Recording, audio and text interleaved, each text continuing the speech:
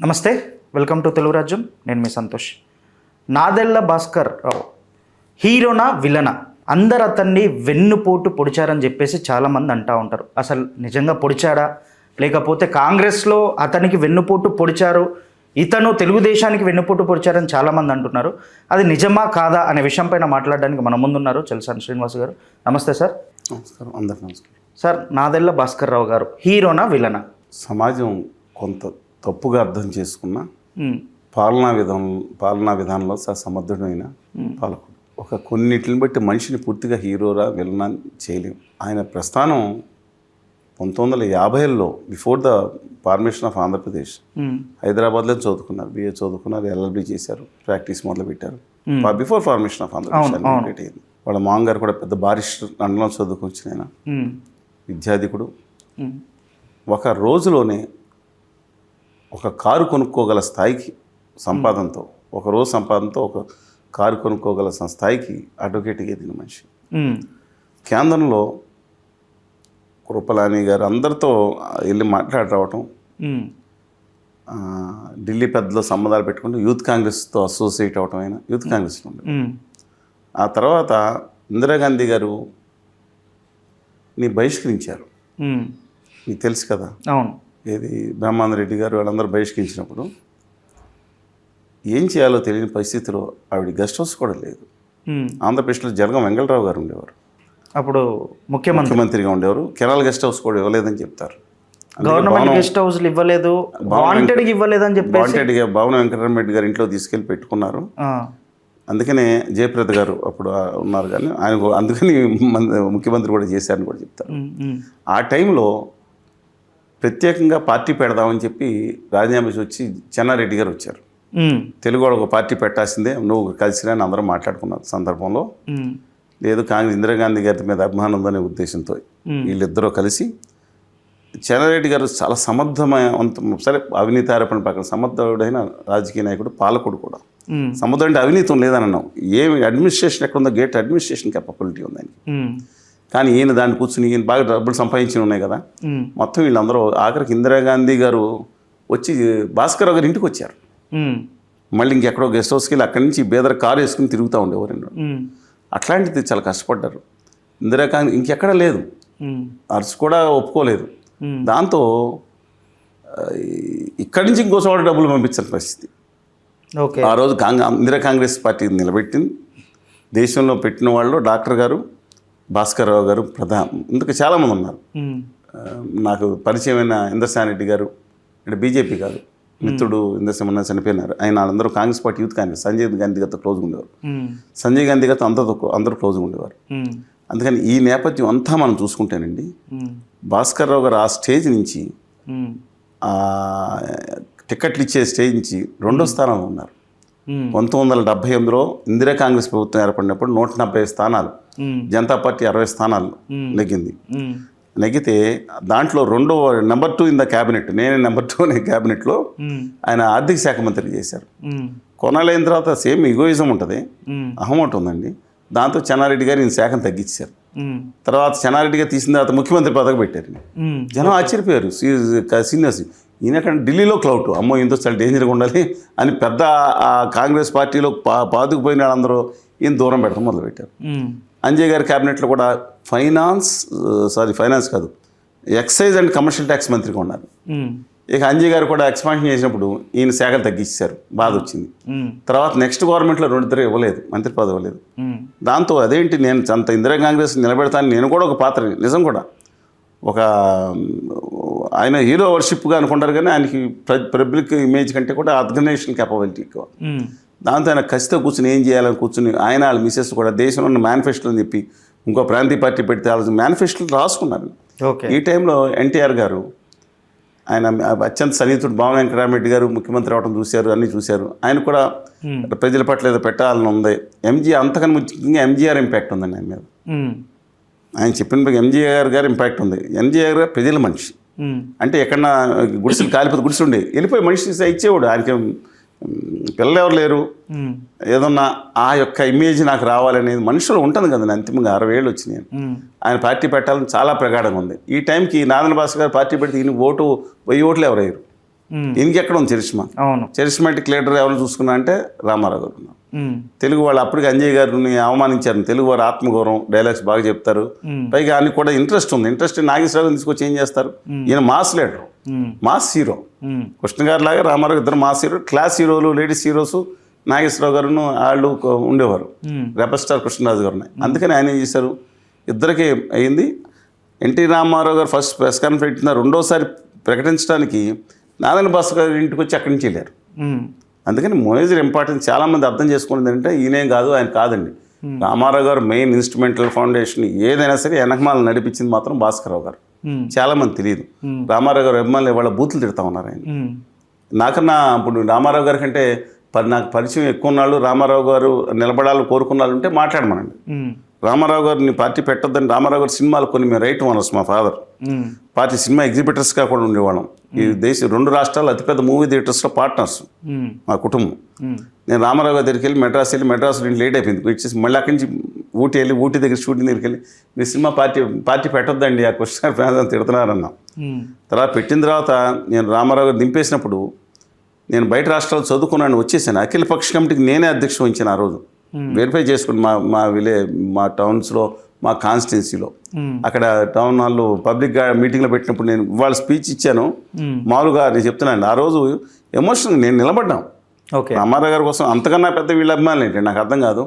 తర్వాత తెలుసుకోవాలి, మనిషి తెలుసుకోవాలి. వాళ్ళ పోతే పేడపోయింది ఇష్టం వచ్చినట్టు బూతులు రాస్తూ ఉన్నారు. మనిషి చనిపోయినప్పుడు కూడా గౌరవం లేదా? ఎస్, ఆయనలో లోపం ఉంది. లాస్ట్లో రామారావు గారిని తప్పుగా మాట్లాడటం జరిగింది అనేక ఇంటర్వ్యూలో. దాన్ని నోబడి నేను అందుకనే కొన్నాళ్ళు దూరంగా ఉన్నాం. అంత తిట్టాల్సిన పని లేదన్న. ఆయన బాధ ఆయనకుంది. రామారావు చంద్రబాబు నాయుడు గారు వల్లే. సరే, కమింగ్ బ్యాక్ టు మీ దగ్గరికి వస్తే, ఆయన చంద్రబాబు నాయుడు గారు లోపల రావటం, ఈయన ఏదో మాటలో నేనే కదా నెంబర్ 2 అన్నాడు. అన్న ఈనాడు కార్టూన్ వేసేసింది. నెంబర్ 2 రామారావు ఫస్ట్ నుంచి 10 వరకు నేనే అన్నారు రామారావు గారు.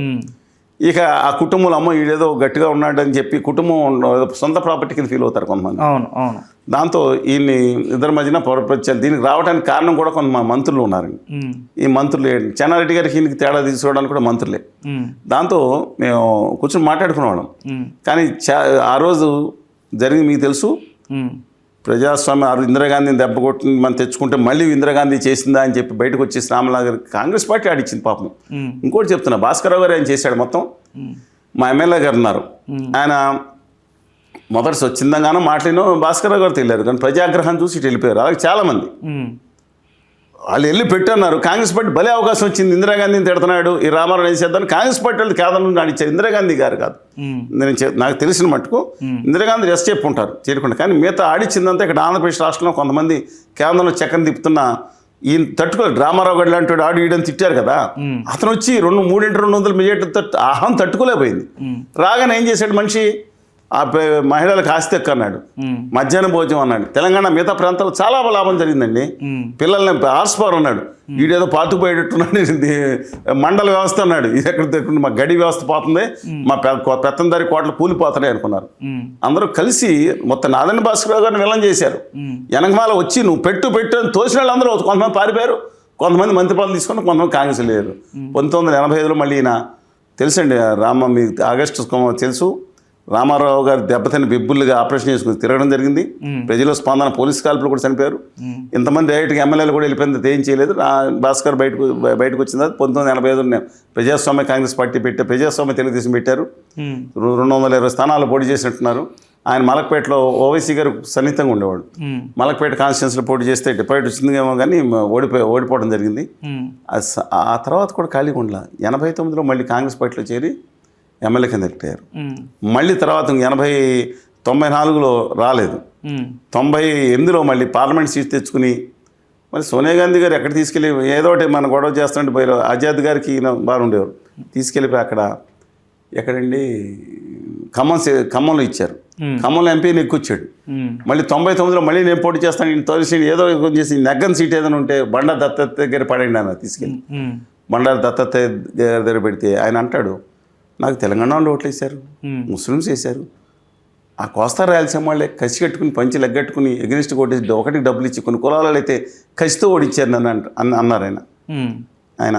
ఆ తర్వాత ఆంధ్ర తెలంగాణ ఇష్యూ వచ్చినప్పుడు నేను పుస్తకాలు రాశాను. ఒక పెద్ద 500 పేజీల పుస్తకం రాస్తే సురవరం సుధాకర్ రెడ్డి గారు, అందరూ ఆర్ కృష్ణయ్య గారు తో సహా అనేక మంది నాయకులు రావడం జరిగింది.